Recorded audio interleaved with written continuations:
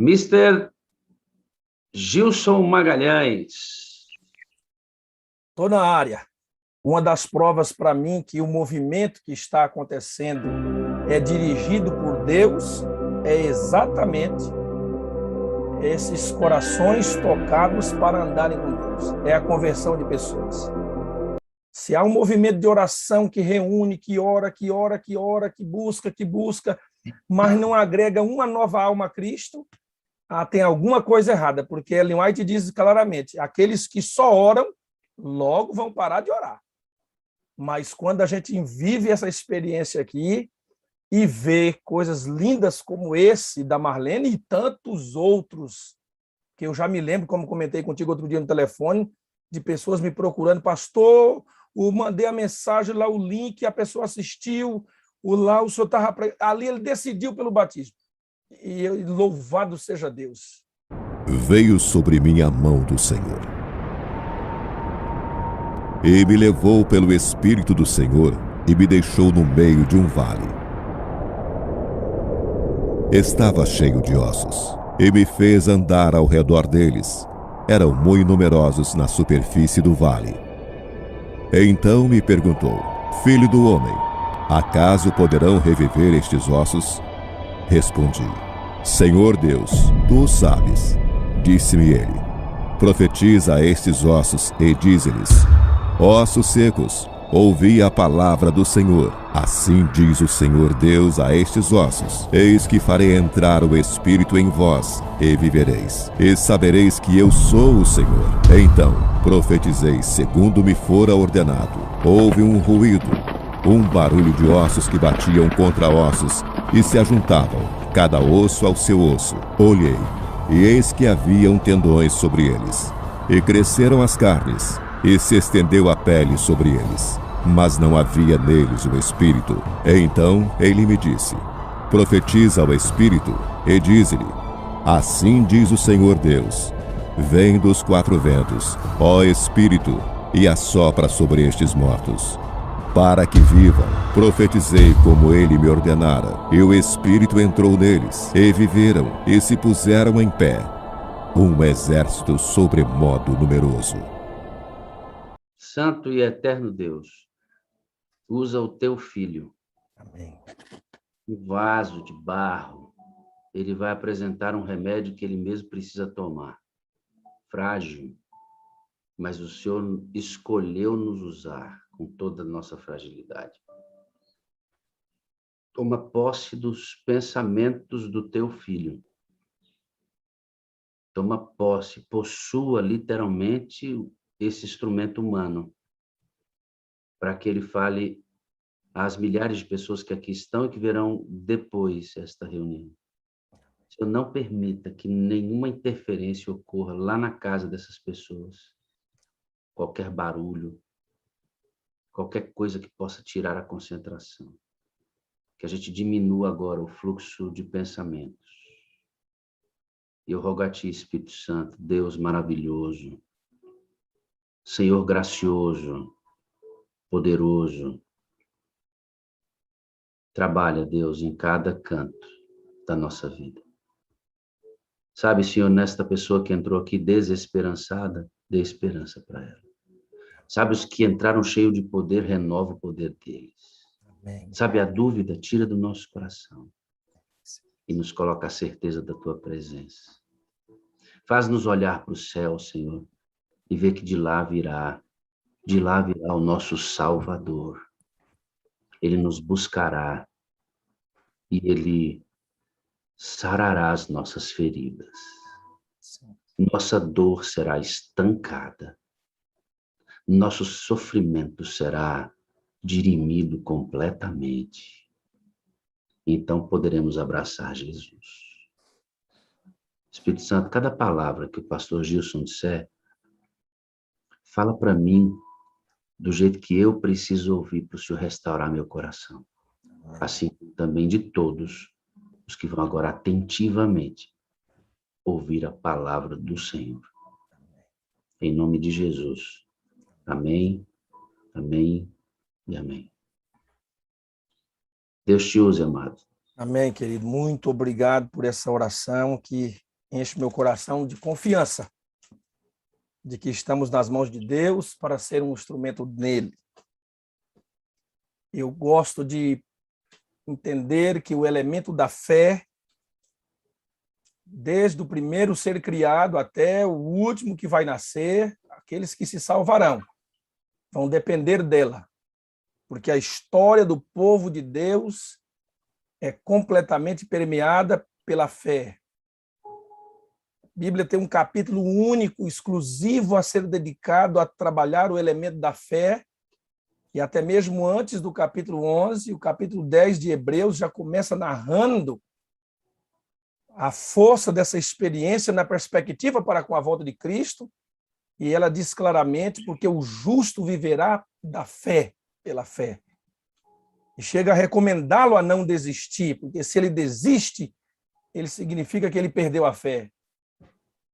E aí, quando eu vou para Apocalipse capítulo 14, verso 12, eu citei esse texto ontem, e aqui diz, aqui está a perseverança. Essa palavra no grego é a palavra hipomone, tanto para paciência como para perseverança. A arte de sobreviver às duras crises, resiliência, força. Aqui está a perseverança dos santos. E por que esse texto está aqui? Porque está logo após um contexto claro de perseguição, de decretos, de ameaças. Aqui está a perseverança dos santos, os que guardam os mandamentos de Deus. Pregamos isso ontem. Os princípios da verdade na palavra de Deus, Deus o Pai, Jesus, o Espírito Santo, a Bíblia, os mandamentos e a igreja, coluna e baluarte da verdade. Mas aqui diz, e aqui está aqueles que guardam os mandamentos e a fé em Jesus. Então, nessa manhã, vamos tratar desse tema especial para os últimos dias da história deste mundo que estamos vivendo, como a Sala 57, ou como a Sala 57, que tem um ideal muito claro. Prepararam a geração, levantaram a geração. A geração de pessoas reavivadas, cheias do Espírito de Deus, a proclamar a última mensagem, a viver os últimos momentos da história deste mundo. E não vai ser diferente, meus irmãos. Vai ser pela fé. Vai ser pela fé, completamente pela fé. Então, agora eu te convido a abrir a Bíblia comigo em Lucas capítulo 8. Porque em Lucas capítulo 8 nós temos alguns encontros de Jesus com situações bem interessantes, dramáticas, adversas, mas o elemento da fé está permeando cada um desses encontros aqui. E a começar aí, então, no que está a partir do capítulo verso 22, onde Jesus acalma a tempestade, existe uma pergunta crucial feita para os discípulos ali, e é a pergunta crucial feita para mim e para você nesta manhã. Irmã Vera, é para você que Deus pergunta nessa manhã. Logo abaixo, no verso 25, quando Jesus está com os discípulos ali, e ele agora está calmo e sereno, verso 24 diz, chegando-se a ele, despertaram-no, dizendo, mestre, mestre, estamos perecendo. Despertando-se Jesus, repreendeu o vento e a fúria da água, tudo cessou e veio bonança. Então lhes disse, onde está a vossa fé? Essa é a pergunta, irmã Vera. Leandro Felipe, essa pergunta é para você. Para você e para sua esposa. Eu me lembro dela. Pastor Arão, é para você e seu ministério. Irmã Nilceia, é para você essa pergunta. Onde está sua fé? Rivelina, onde está sua fé, irmã Marta? Onde está sua fé? Queridos, temos acostumado como pastor a viajar, rodar por aí afora.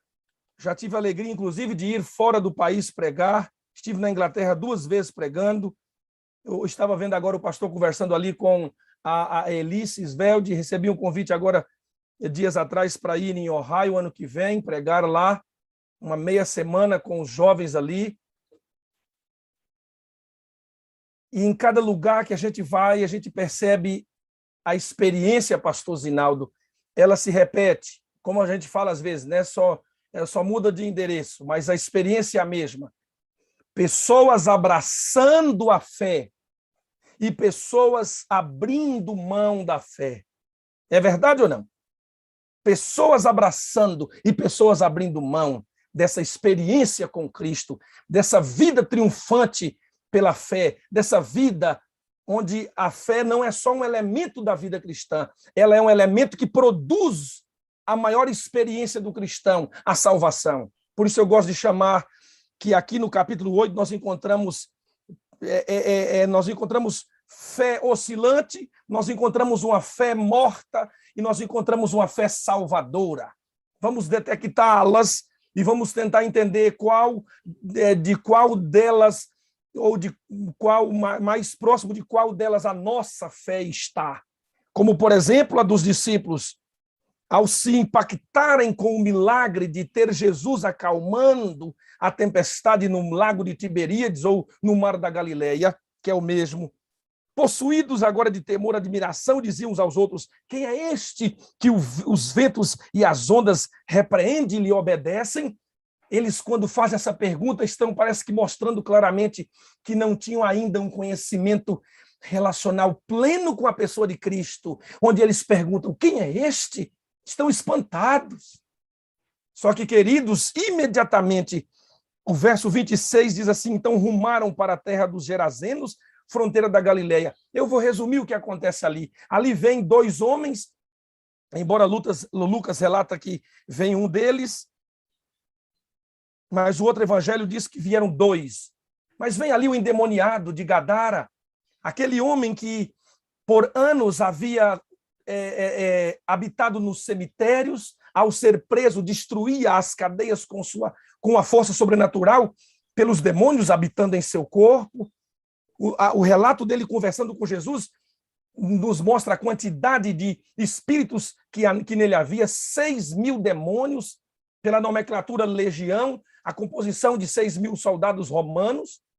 Imagina uma pessoa dessas agora, que quando esse homem vem na direção de Jesus com paus e pedras, os discípulos que acabaram de ver o milagre do acalmar a tempestade não tiveram fé para continuarem firmes ao lado de Cristo e, sebo nas canelas, todos fugiram, abandonando o mestre sozinho com o homem possesso dos espíritos imundos.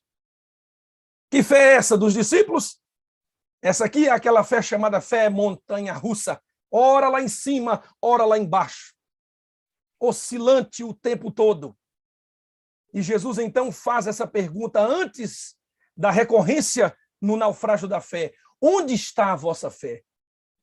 Eu dizia a vocês agora há pouco que nessas andanças pelo ministério aqui no Brasil, muito mais no centro-oeste onde nós trabalhamos, percebemos, amados, isso acontecendo na vida de irmãos e irmãs.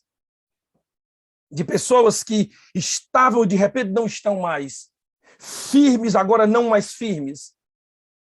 E a pergunta é interessante, porque é exatamente o elemento que faz a desistência existir na vida de algumas pessoas. Quando eu coloco a minha fé, estabeleço a minha vida e o centro da minha vida em uma carreira profissional. Ah, queridos, quando essa carreira profissional rui, a minha fé rui com ela. Quando estabeleço a minha fé e o centro do eixo da minha vida em um filho, e esse filho não existe mais. Ah, queridos, é muito natural que a minha vida, a essência da minha vida, deixe de existir a partir deste. Haja vista, foi uma experiência que tive no ministério quando pregava, quando pastoreava a igreja de Nova Brasília, lá em Ji-Paraná, onde ali está o pastor Paulo Queiroz, está conosco aí acompanhando, em Ji-Paraná. Me recordo que ao fazer uma visita pastoral para uma irmã muito querida ali na igreja, todavia, ao encontrá-la em sua casa, seu esposo, seu filhinho, e ali então ela narrou para mim a história da perda de um filho há anos atrás. Um filho que havia envolvido com as drogas, com o tráfico de drogas, com o mundo dos crimes, e agora então fora assassinado. E ela disse: pastor, o dia em que sepultei meu filho, ali também sepultei a minha vida. E eu olhei para aquela irmã ao narrar a situação e disse: eu te ordeno em nome de Jesus, ressuscita e sai da sepultura pela fé. E ela levou um choque e depois ela narrava na igreja um testemunho dizendo: o pastor Gilson fez uma visita para mim e me deu uma surra de Bíblia e me levantou da sepultura porque eu entendia que a minha vida de fato havia terminado. Não tinha forças mais para avançar, não tinha mais forças para viver, mas aquele dia Jesus me levantou na visita do pastor. E eu disse: você tem um marido para cuidar, você tem um filho para cuidar, uma casa para administrar, uma empresa para cuidar, e você tem um Jesus para adorar. Levante-se em nome de Cristo pela fé e volte a andar. E ali ela teve a sua fé restabelecida. Entende, querida, a pergunta de Cristo: onde está a vossa fé? Essa pergunta não é uma pergunta simples. Onde está a vossa fé? Está nas redes que pescam? Está no mar que produz o alimento? Ou está no Cristo com quem vocês foram convidados a caminhar dia após dia? Onde está a vossa fé? Deixa eu dizer uma coisa para vocês, queridos irmãos. Esse ambiente aqui é para produzir cristãos que não colocam mais a fé nos imóveis que têm. Esse ambiente aqui é para produzir cristãos que não colocam mais a fé em uma carreira profissional. Esse ambiente aqui é para produzir cristãos que não colocam mais a fé em um marido, em uma esposa, em filhos, ou nos não filhos que não pôde ter. Esse ambiente aqui é para produzir pessoas que colocam a fé unicamente naquele que pode ser chamado o autor e consumador da nossa fé. O nome dele é Jesus Cristo. Por isso a Bíblia diz: aqui está resultado de uma experiência poderosa em uma caminhada difícil após os piores momentos da história desta terra. A Bíblia conclui como resultado e diz: aqui está a perseverança dos santos, os que guardam os mandamentos de Deus e a fé de Cristo Jesus. Diga amém. Essa fé que Deus nessa manhã quer implantar no âmago da sua vida e desse coração essa fé nunca mais sair. Coisa maravilhosa. Logo mais, irmã Raquel, você vai perceber que essa mensagem tem a ver com a sua vida. Porque eu vou citá-la logo mais pelo fato de que, na sua oração, o Espírito Santo de Deus me possuiu quando Deus confirmava, dizendo: é exatamente isso que meus filhos precisam ouvir nesta manhã. Fica ligada, porque você vai entender quando eu chegar lá.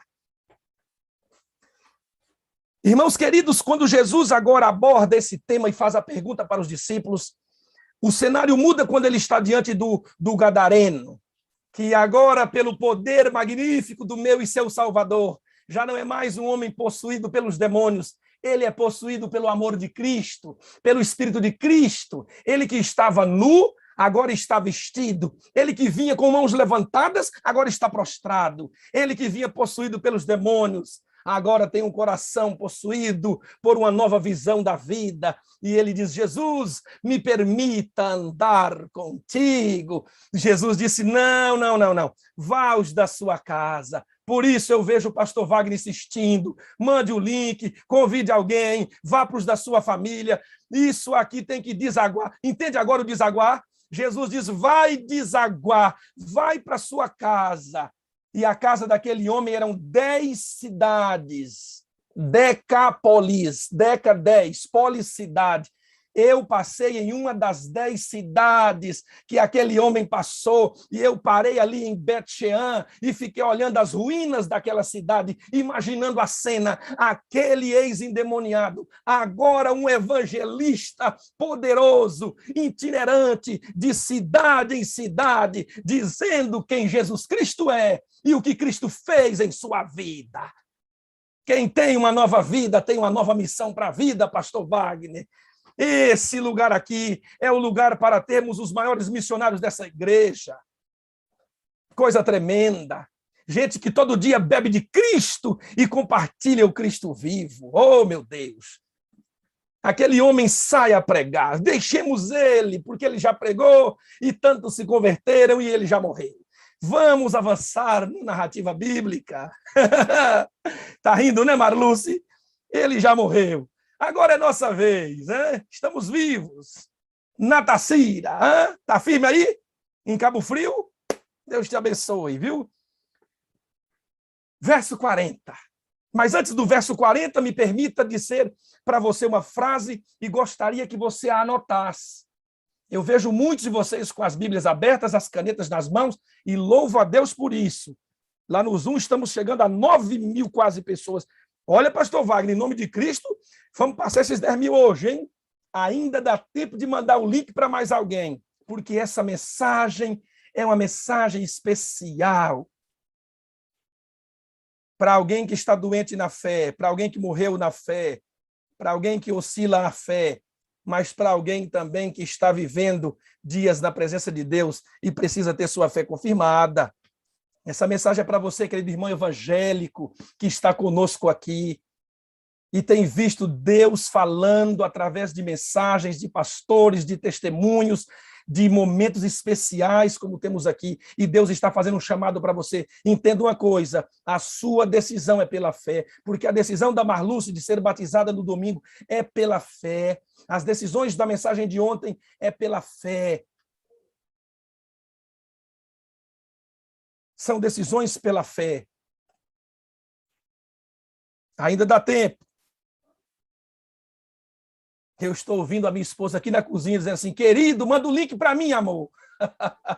Mandar para minha esposa. Está aqui fazendo barulho na cozinha, cuidando, mas quer estar assistindo essa palavra, essa mensagem. Ontem à noite preguei para uma igreja lá na Paulistana, em São Paulo, aqui do Zoom, e falei para a irmã Jane, manda o link para esse povo, tudo amanhã vou estar de madrugada pregando de novo. Então aí, nosso povo lá da igreja da irmã Jane. Queridos, a frase que eu quero que você anote é essa daqui. Ela está no Patriarcas e Profetas, páginas 657. Se alguém quiser a referência, pode anotar. Ó. Patriarcas e Profetas, página 657. A frase é assim, ó. Todo o fracasso por parte dos filhos de Deus é devido à sua falta de fé. Eu vou repetir, você vai anotar. Todo fracasso por parte dos filhos de Deus é devido à sua falta de fé. Olha aí, pastor Wagner, que coisa, encontrar agora como é que eu posso dizer, não o objetivo, encontrar o ponto do problema. Porque o texto é claro, todo fracasso por parte dos filhos de Deus é devido à sua falta de fé. No casamento, com os filhos, no trabalho, financeiro, é devido à sua falta de fé. Por isso estamos nesse tema hoje. E vamos crescer nele logo mais. Olhando para a Bíblia, extraindo lições das histórias da Bíblia. Avance comigo. Alguns disseram, pastor Gilson, me manda o sermão escrito. Talvez eu vou ter que escrever, porque é um jeito diferente. Eu vou anotando ali, depois que eu prego a primeira vez com um papelzinho na mão, jogo fora e só... que já fica tudo aqui. A mente é boa, não sei se é boa, se é ruim, e eu gravo tudo, então eu não tenho o hábito de digitar tudinho lá, bonitinho, ipsis verbis, ipsis literis, ali, mas se precisar eu digito e mando também, porque não é fácil. Se não, mande o link, meu irmão, e diga, vai ver o homem ao vivo, que é até mais bonito. Pronto. Vamos comigo. Verso 40. Agora veja bem, tudo aqui é fé. Ao regressar Jesus, a multidão o recebeu com alegria. E diz a Bíblia, porque todos o estavam esperando. Eis que veio um homem chamado Jairo, e que era chefe da sinagoga. E agora, olha a atitude do homem. Um homem religioso, um homem líder da igreja, prostrando-se aos pés de Jesus. Irmãos, esse capítulo é um capítulo de gente prostrada. Estamos no segundo que se prostra. Prostrando-se aos pés de Jesus, lhe suplicou que chegasse até sua casa, verso 42, porque tinha uma filha única de 12 anos que estava à beira da morte. Quadro clínico gravíssimo. A situação da pequenininha. 12 anos, filha única. Esse homem sai agora à procura de Cristo e diz: mestre, vem comigo à minha casa. Jesus prontamente sai para ir com ele. Veja, queridos, eu agora salto com você para o capítulo 20, para o verso 49, porque agora é Jesus retomando a caminhada na direção da casa dele. Ele foi interrompido, nós vamos voltar já nessa interrupção, mas agora ele continua indo para a casa de Jairo. Falava ele ainda quando veio uma pessoa da casa do chefe da sinagoga, dizendo... Essa pessoa, não sabemos dizer se é um homem ou provavelmente um homem, e talvez alguém da família de Jairo, no mais ou um parente de Jairo, ou um empregado na casa de Jairo. Mas o fato é que, ao falar, ele vem da casa de Jairo, me faz entender claramente que é alguém próximo a Jairo. Se era alguém próximo a Jairo, sendo Jairo o chefe da sinagoga, essa pessoa era uma pessoa religiosa. Lia a Torá, participava da Páscoa, levava o cordeirinho ao santuário, tinha ali conhecimento do Hakadish, o conjunto de orações judaicas, estava familiarizado com a religião judaica, sabia o que podia e o que não podia fazer. E agora, então, ele fala algo que demonstra algo a mais sobre si. Ele diz assim: Jairo, tua filha já está morta. Ele viera para isso, pastor Paulo Queiroz, mas ele fala algo a mais. Ele diz: olha, Jairo, a tua filha já está morta. Estado clínico da menina. Morreu. Não há mais o que fazer, ela está morta. Só que agora ele diz assim: não incomodes mais o mestre. Quando ele diz para Jairo, não incomodes mais o mestre, irmão Jandi, o que ele está querendo dizer, Marluz? O que ele está querendo dizer? Irmã Keila, ele não está falando de Jairo, ele não está falando da menina, ele está falando de quem, irmã Marta? De Jesus. Irmã Edileuza, quando ele diz assim, ó, Jairo, tua filha morreu, ele está falando da menina. Quando ele fala, Jairo, não incomodes mais o mestre, ele está dizendo o quê? Jesus não tem capacidade para ressuscitar morto. Ele poderia ir curar, mas ressuscitar ele não pode. Então, Jairo, deixa o mestre em paz. A agenda dele é longa. Olha a multidão que ele tem para atender. O que nós estamos vendo aqui, querido Odilon e Viviane, estamos vendo uma fé, eu posso dizer que não parcial, mas morta, porque, irmãos, assim como não pode haver uma mulher meio grávida, não pode haver alguém que tem meia fé. Se a mulher diz estou grávida, não importa se a barriga está enorme ou está pequenininha que ninguém vê, ela está grávida. Ou está casado ou não está casado. Não tem como, eu estou meio casado. Não existe isso. Então, assim também eu olho para essa situação e vejo, diferente dos discípulos, uma fé que oscilou entre ver o milagre da bonança no mar, mas correr de medo do gadareno, eu vejo agora uma fé que morreu. Uma fé que morreu e uma vida espiritual que se baseou apenas na superficialidade da religiosidade, que não tem poder para atribuir salvação a nenhum ser humano.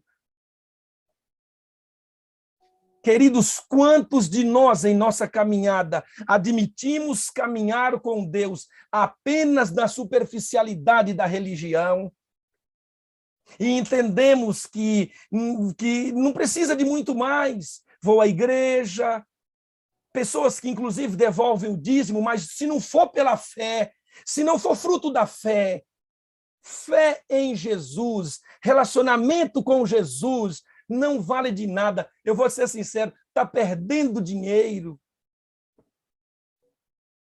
Guardar o sábado, cumprir requisitos, sabe, às vezes até trabalho missionário, se não for fruto da fé, resultado de uma vida com Cristo Jesus, não vale. É religiosidade morta. Irmãos amados, Deus não quer isso para nós. É tanto que quando abro a Bíblia em Isaías capítulo 1, ali existe Jesus, o Papai do Céu, condenando aquilo que era bom.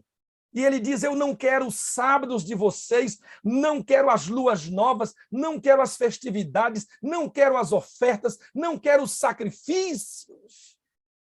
Da mesma maneira, ele agora diz assim para nós, eu não quero de vocês guarda de sábado. Não, olha, interessante, ontem falei para guardar, agora eu não estou falando para não guardar não, viu? Eu estou dizendo, interessante, não, o pastor fala uma coisa no dia, no outro dia muda, não!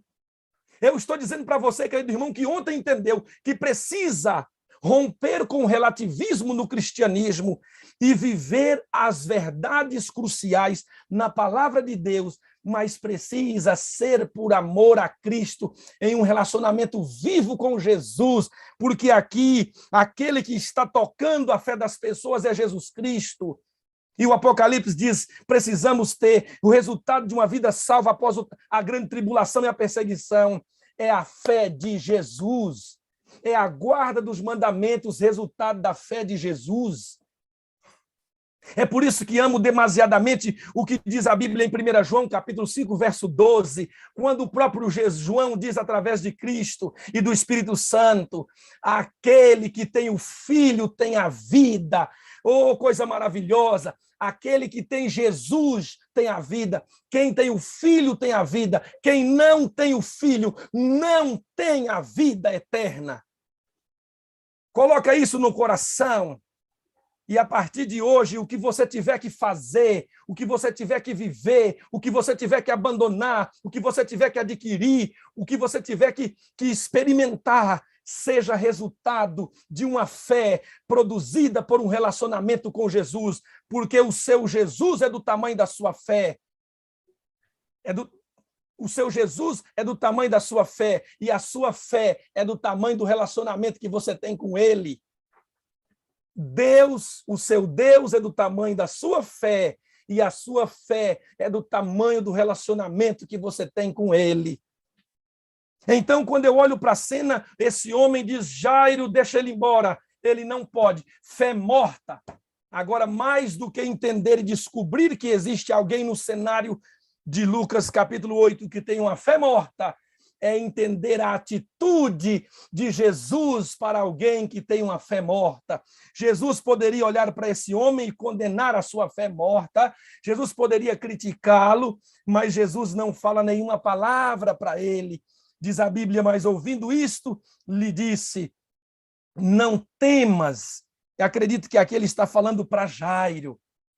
Crê somente e ela será salva. Agora imagina a cena, liga aí a TV da cabeça e imagina a cena comigo. O homem diz assim, Jairo, não leva mais ele para sua casa porque a menina morreu.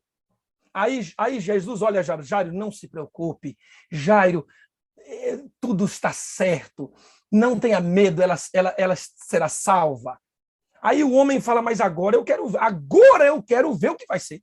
Porque eu acabei de mandar parar a carruagem, porque Jesus não tem o que fazer lá, e ele insiste em ir para a casa de Jairo. Quero ver. Vai passar vergonha. Porque eu estou falando a verdade, não estão acreditando em mim, é? Eu vou ver de perto o que vai ser. E esse homem sai agora atrás da multidão, dando passos lentos. E agora, quando se achegam à casa, e agora Jesus pede para Pedro, Tiago e João entrar. Aliás, deixa eu dar uma dica para você. Essa aqui é uma dica relacional. Irmã Raquel vai saber que ele lida com o coach, que essa aqui é uma dica de ouro. Presta atenção. Por que Jesus não chamou Judas e Tomé para entrar com ele? Porque é capaz que se ele ressuscitasse a menina na companhia de Judas, Judas ia matar a menina. Você está entendendo? Por que Jesus chama Pedro, Tiago e João? Então a dica para você é, deixa para trás quem não te põe para frente. Gostou, irmã Raquel? Deixa para longe quem não te faz, entendeu? olha a dica, anota essa dica. Fica perto de quem tem fé para preservar a sua. Se não dá ruim com força. Por isso Jesus chama Pedro, Tiago e João. Doutora Raquel está anotando. Pedro, Tiago e João, aqueles a quem com ele mais conversavam, tinha mais intimidade.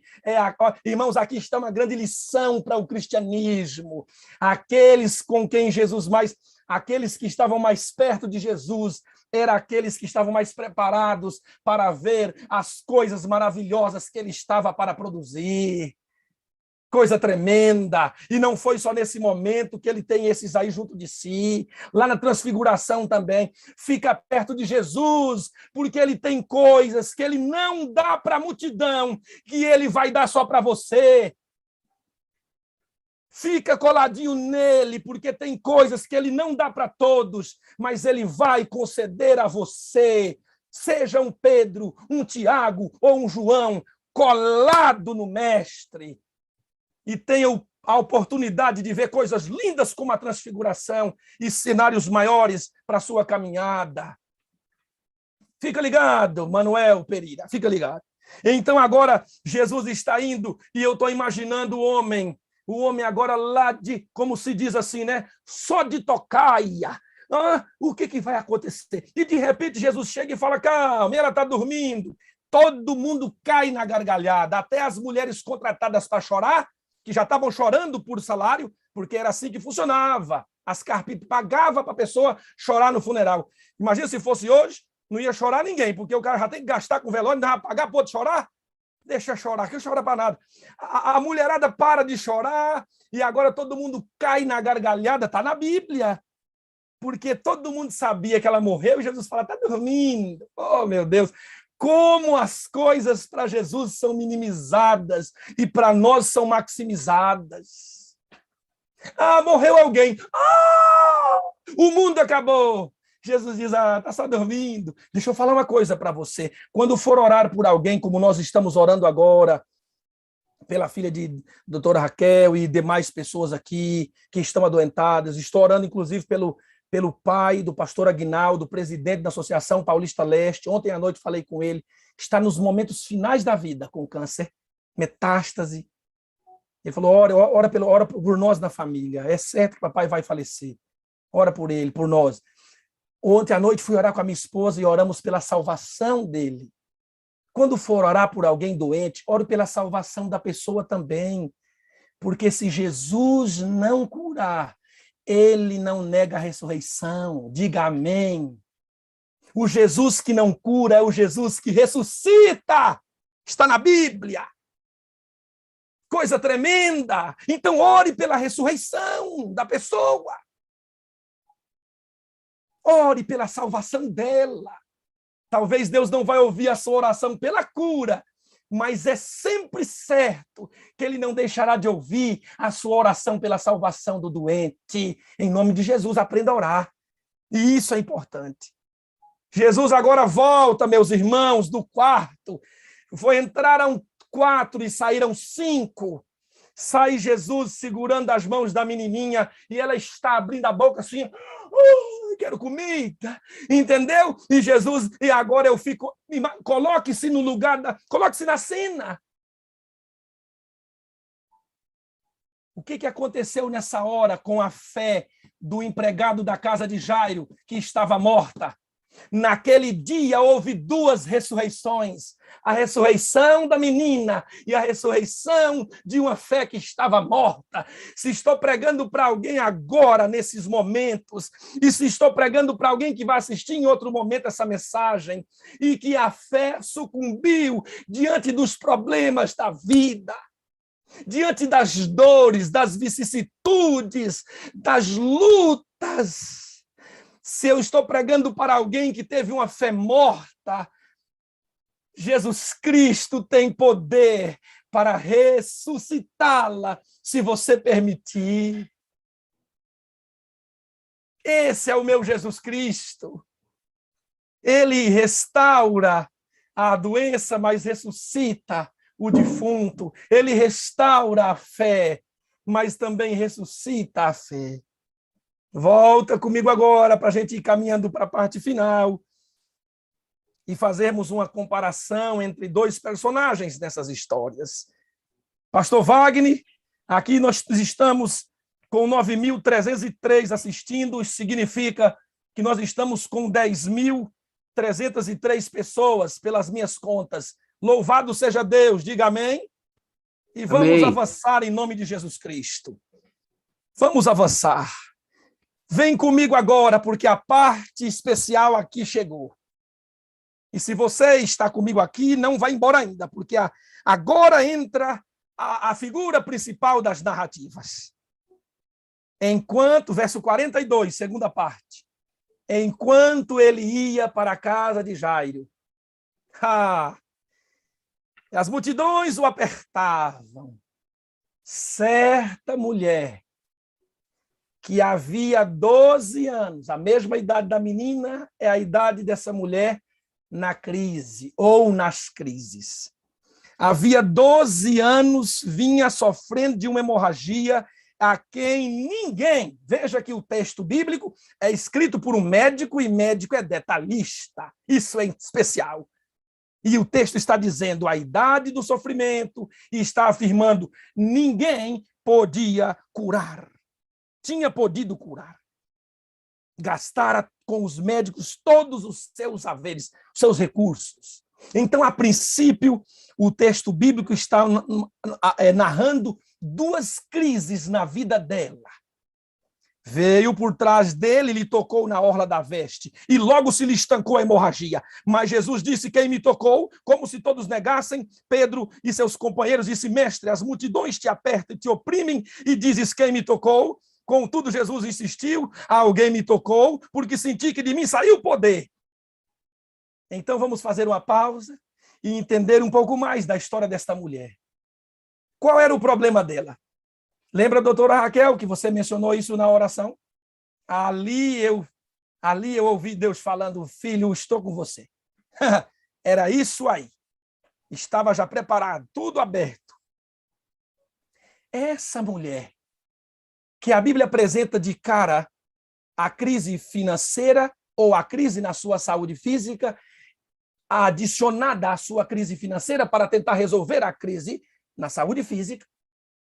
A Bíblia apresenta mais 3 crises. A Bíblia, não de maneira direta, mas num aspecto cultural. O pastor Zinaldo é um grande escritor da igreja, sabe do que eu estou falando e os demais também. Essa mulher tinha um fluxo menstrual contínuo, então ela tinha uma hemorragia que não cessava. 12 anos.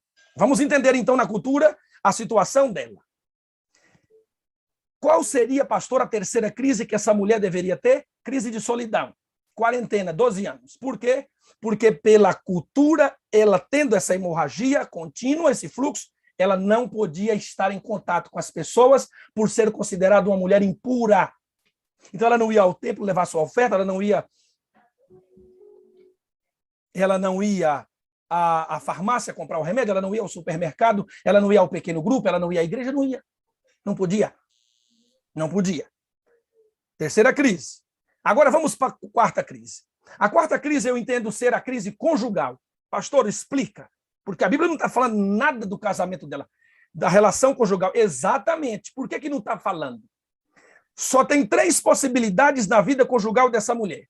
Ou ela era viúva, marido morto, ou ela era encalhada, ou seja, ninguém aceita casar com ela, porque de verdade ela não teria como casar mesmo, pelo seu problema físico, e agora cultural, ou ela era uma mulher abandonada pelo marido. Eu estou aqui sentindo o cheiro do meu futuro almoço, porque a esposa está ali cozinhando. Entenda, a mulher naquele tempo, o marido tinha direito de lhe dar a carta do divórcio pelo fato apenas dela queimar o arroz, a comida. Imagina, Elis, uma comida americana aí queimada. Já era, acabou, não tem mais. Está aqui, pode ir embora, não caso mais. Imagina, Marlúcia. Edileuza, que seria, hein? Se só por queimar a comida o marido já lhe dava a carta do divórcio, Imagina uma mulher que agora adquire essa doença. É lógico, é quase lógico, que se ela estivesse casada, o marido teria dado a carta do divórcio e ele estaria justificado diante das pessoas por isso. Compreende agora? Então, crise na saúde física, crise financeira, crise de solidão relacional de modo geral, só que crise conjugal. A Bíblia diz que não é bom que o homem esteja só, é bom demais estar casado, ter um namorado, ter um noivo, olhar com perspectiva para ter uma vida dele, maravilhoso. Mas ela não podia. Agora vou perguntar para as mulheres aqui que estão conosco. Irmãs queridas, irmã Vera Portes, pensa comigo agora. Qual é a mulher, doutora Raquel, que é especialista na área de coach, seminários, entende o ser humano muito bem. Qual é a mulher, me ajude agora, me responda aí agora. Elisete e Edson, me responda aí, Jaqueline Magaieski. Rosângela, me responde, Lige, me responde. Qual é a mulher que nos dias atuais enfrenta, começa a desenvolver uma crise na saúde física, a partir dessa, pastor Gondim, adiciona a crise na saúde financeira, ou seja, perdeu dinheiro, acrescenta agora essas duas relacionamentos que agora não podem mais ter, acrescenta essas três agora, Cláudia Moreira, a situação, a gravidade de não poder ter mais o seu relacionamento. Qual é uma de vocês, mulheres aqui desse grupo, dessas 10 mil e tantas que estão conosco, ou desses um pouco menos que tem tantos homens aqui, qual de vocês não adquiriria também uma crise emocional? É natural, sim ou não, doutora Raquel? Imaginar que essa mulher, crise na saúde física, crise na vida financeira, crise nos relacionamentos, crise na vida conjugal, é natural entender que ela desenvolverá alguma patologia emocional. Ansiedade, síndrome do pânico, depressão e tantos outros que poderia estar aí. Mas tem uma coisa que ela não perdera com as perdas da vida. O quê? O quê? De que estamos conversando aqui? Fé. Irmãos, meu coração treme ao imaginar que essa mulher, quanto mais crise se adicionava ao seu currículo e à sua história, mais fé ela desenvolvia no Salvador Jesus Cristo. Fé, crise número 1, e ela diz fé em Jesus. Ele pode curar minha doença, mas enquanto ele não chega, vou para os médicos. Médicos não resolvem. Crise número 2, perdi o dinheiro, mas não perdi a fé em Cristo. Quando eu encontrá-lo, a crise física resolve e eu volto a trabalhar e a ganhar dinheiro. Jesus é a solução das minhas crises. Crise número 3, crise número 4. Meu Deus, não tenho mais marido. Jesus Cristo será o homem da minha vida. Quanto mais crise, mais fé. Essa mulher aprender a desenvolver fé salvadora no deserto da caminhada. Essa mulher é, para mim, um modelo de cristão para os últimos dias da história dessa igreja. Porque Ellen White diz que precisaremos de uma fé que suporte a fome, o cansaço, a fadiga e a demora. Fome, cansaço, fadiga e demora. Precisamos dessa fé robusta para aqueles dias difíceis que virão. E para mim essa mulher é um modelo de alguém com tamanha fé para os dias de agora. Meu Deus, eu estou falando para uma mulher de fé nesse grupo aqui. Mas eu estou falando também para alguém que tem a sua fé oscilante hoje. E em nome de Jesus Cristo, ele agora nivela a sua fé e a fortalece. Se estou pregando para alguém que tem a fé doentia, Jesus Cristo cura. Se estou pregando para alguém que tem uma fé dominada pelo demônio, Jesus Cristo expulsa os demônios da sua fé espiritual. Se estou pregando para alguém que tem a fé tomada pelas ondas dos problemas da vida, Jesus Cristo acalma a tempestade no mar da sua vida. Se estou pregando para alguém que tem uma fé morta, Jesus Cristo hoje a ressuscita para você continuar vivendo para a glória dele. Enquanto essa mulher, nas maiores crises da vida, escolheu andar pela fé, o homem na casa de Jairo, no melhor ambiente possível, escolheu viver pela religiosidade. Eu preciso perguntar para essa gente, pastor Wagner, eu preciso perguntar para essa sala, porque como disse ontem, meus irmãos, Deus não quer uma sala cheia de gente vazia. Aqui não é lugar para gente vazia permanentemente. Pode entrar vazio, mas vai ser cheio em nome de Jesus. Pode entrar morto, mas vai viver pela fé. Pode entrar ferido, mas vai ser curado pela fé. Pode entrar perdido, mas vai ser salvo por Jesus Cristo. Eu preciso dizer para você, eu preciso perguntar para você, entre a fé daquele homem na religiosidade morta e a fé dessa mulher viva no meio dos desertos da crise, a sua se parece com a de quem? A sua está mais perto da de quem? Então, deixa eu terminar olhando para o verso 47. 3 lições essa mulher ensina para mim e para você. Se quiser, anote. Eu vou, inclusive, projetar. A lição número 1 de alguém que tem uma fé como esta, fé salvadora, está no verso 47, quando diz assim, vendo a mulher que não podia se ocultar. Eu vou projetar para você, para ficar mais fácil de você internalizar essa verdade. Olha aí alguém com o rosto vendado. Essa mulher chegou no meio da multidão com o rosto coberto, mas quando ela toca a orla e ela sente a energia vital de Cristo entrar em seu corpo, ela imediatamente desvenda e ela diz, não preciso mais de me ocultar. Um cristão com a fé salvadora não se oculta. Vai para a faculdade, não tem problema, vão saber que eu sou de Jesus. Vai para o trabalho, não tem problema, vão saber que eu sou de Jesus. Entrei no avião, vão saber que eu sou de Cristo.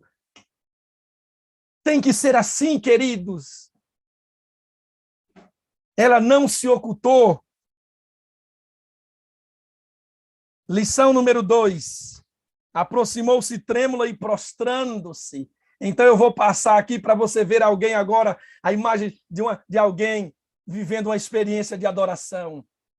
Atitude número 1, não se oculta. Atitude número 2, tem uma vida em adoração. Quando a Bíblia diz que essa mulher se prostra diante dele, não tendo nada para lhe devolver pelo milagre, ela então entrega a sua vida ao se prostrar. Ah, meus irmãos, devolver dízimo, devolver pacto, guardar o sábado, não comer isso ou comer aquilo, são coisas que marcam a iniciada da nossa caminhada. Isso é ponto de partida. Porque o ponto de chegada não é devolver 10, é entregar tudo para Jesus Cristo. O ponto de partida é viver pela fé todos os dias da semana para a glória dele. O ponto de partida é ser e viver do jeito dele. Daniel orava 3 vezes ao dia. Ponto de partida. Mas quando chegou o momento escatológico de Daniel, as suas orações entraram então na linha de chegada. Linha de chegada, eu morro, mas não entrego o meu tempo de devoção com Deus. Isso é ponto de chegada. Entende a diferença de quem chega e de quem sai? Se estou pregando para alguém que nem chegou, que nem saiu ainda, comece a sair, porque uma hora a gente vai chegar. Número 2, prostração, adoração. E número 3, aqui está, diz a Bíblia, declarou à vista de todo o povo a causa porque ele havia tocado e como imediatamente lhe fora curada. Essa mulher agora se levanta diante das pessoas e ela agora está contando para todo mundo como ela fora curada e qual foi a razão para isso, como Jesus a curou. O que ela está fazendo? Declarando Jesus para todas as pessoas. Os olhos foram tirados de Jesus e colocados nela.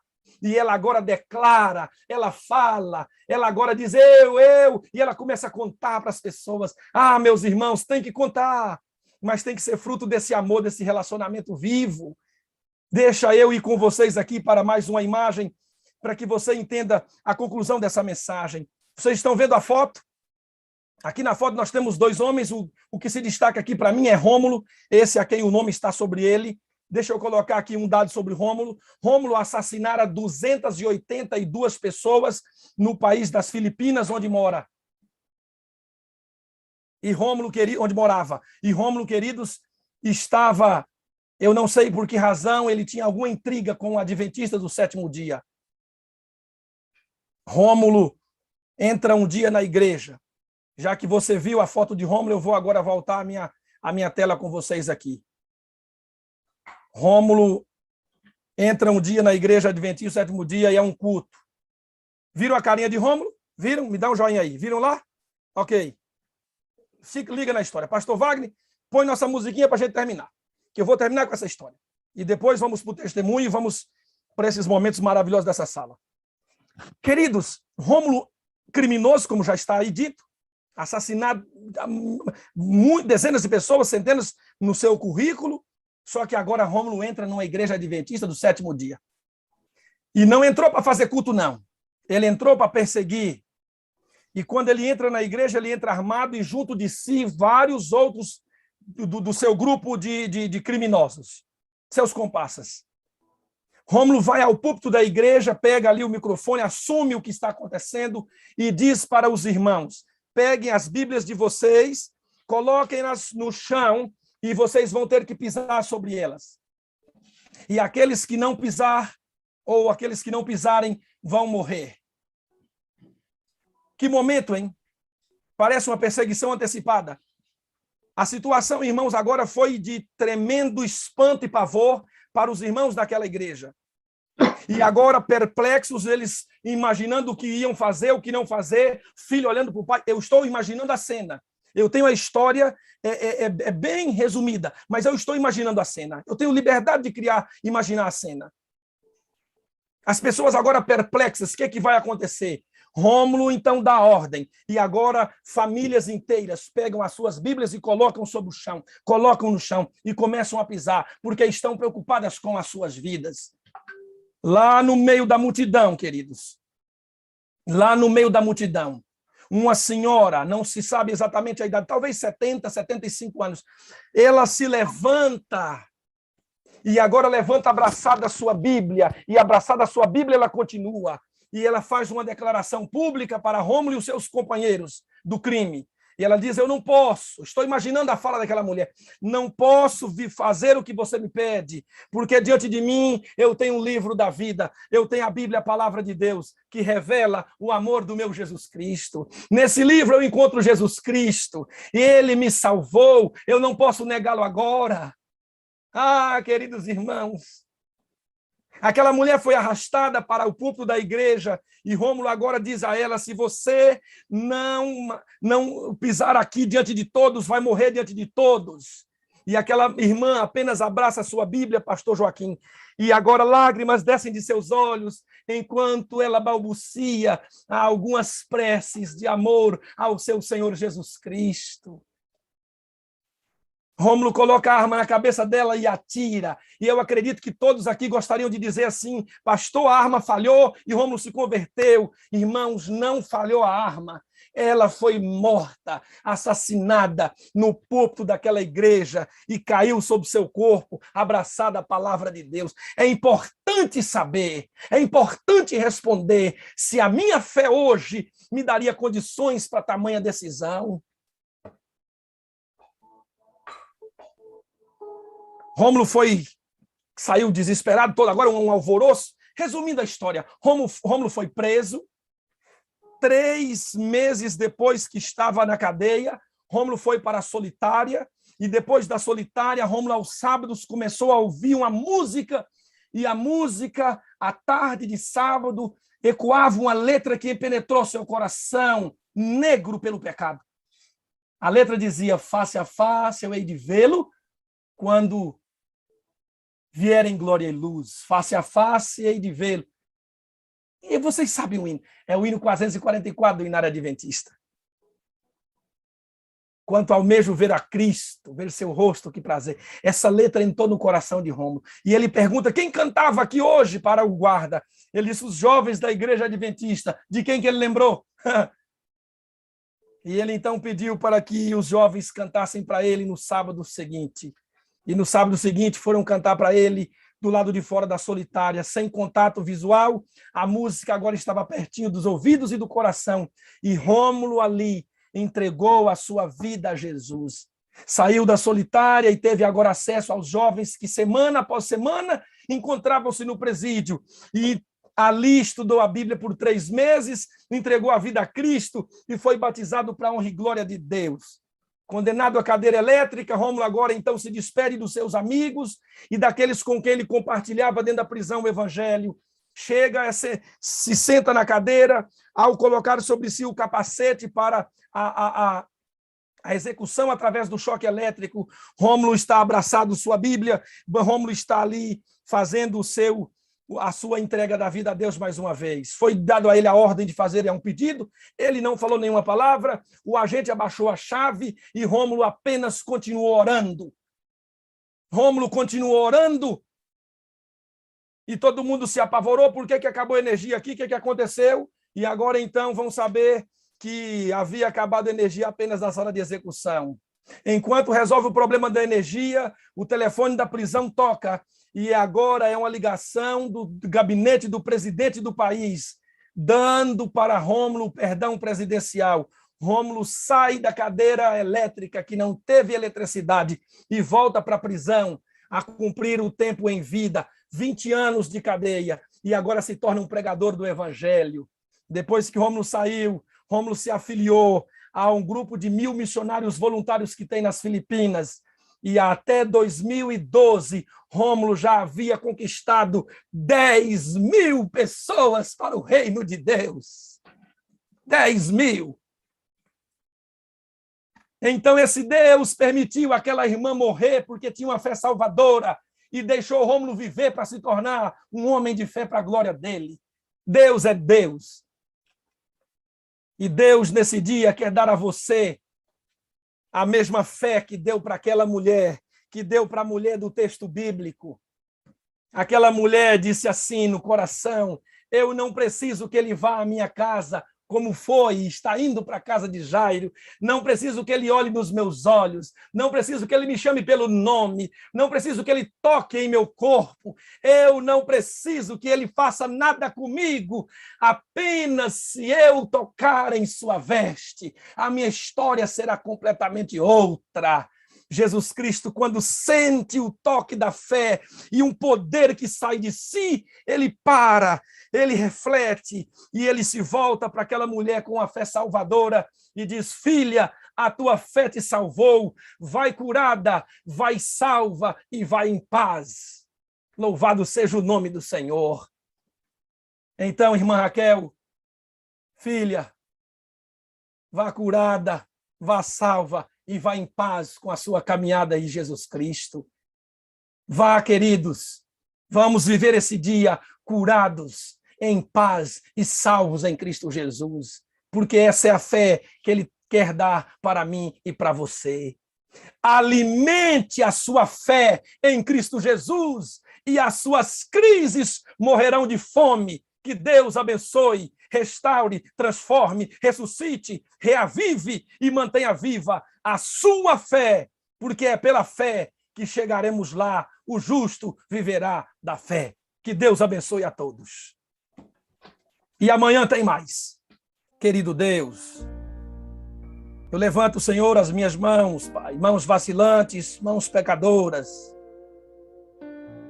mas as mãos de um filho a quem o Senhor ama. E já me experimentaste, Senhor, nas dificuldades da vida.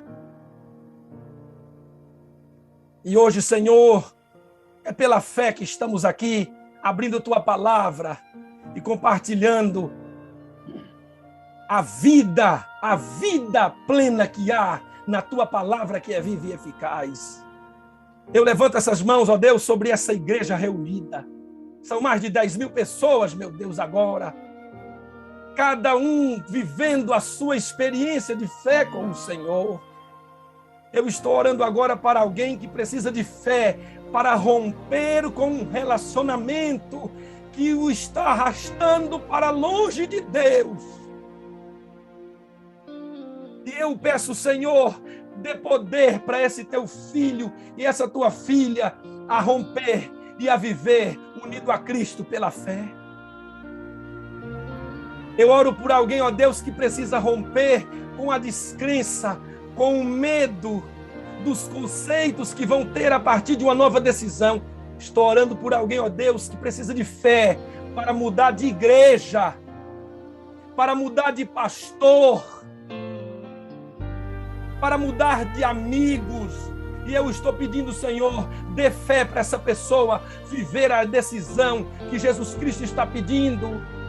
Estou pedindo a Deus por alguém que precisa de ter fé que Jesus Cristo pode curar.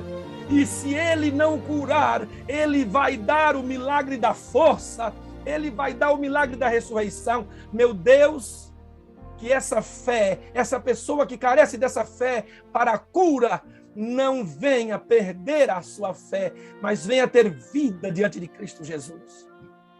Ó Senhor, estenda as tuas mãos agora para mais uma mulher dessa sala, que talvez tenha na sua vida um fluxo de sangue jorrando, de dor, de sofrimento, que olha para a sua história e vê, ó Deus, que ainda tem fluxo sangrando, meu Pai, de uma infância, de problemas, de dificuldades relacionais que teve. Em nome de Jesus, meu Deus. Talvez aqui haja mais uma mulher com fluxo sanguíneo há 12 anos sofrendo com hemorragia espiritual, com hemorragia relacional. Jesus, cura ela hoje pelo teu amor e poder. Liberta tua filha, liberta teu filho, seja de um vício, seja de uma culpa, seja de uma dor, seja de uma cicatriz. Liberta teu filho, cura. Olha para ele agora, Senhor, e diz: filha, filho, vai em paz. A tua fé te curou, a tua fé te salvou. Pai querido, toma-nos em tuas mãos e nos prepara para sermos os heróis da fé para um tempo que se chama hoje. E nos faz viver assim, porque é para a honra e a glória do teu nome. É por isso que nós oramos, entregando nosso coração ao príncipe da vida, Jesus Cristo, autor e consumador da nossa fé. Adoramos Jesus e queremos, ó Deus, viver como a mulher da história bíblica. Não mais nos ocultando, mas vivendo uma vida de adoração e em todo tempo declarando quem Jesus Cristo é e o que Ele fez e faz conosco e em nós. Então, ó Deus, dá-nos o Espírito Santo agora para termos um dia de desaguar nas outras vidas que precisam ressuscitar, que precisam ser levantadas pela fé. É em nome de Cristo Jesus que nós oramos. Amém e amém. Amém. Que Deus abençoe você e a sua vida. Amém. Vida no Espírito. Amor incondicional. Comunidade saudável. Missão atrativa. Sala 57. Estamos em movimento.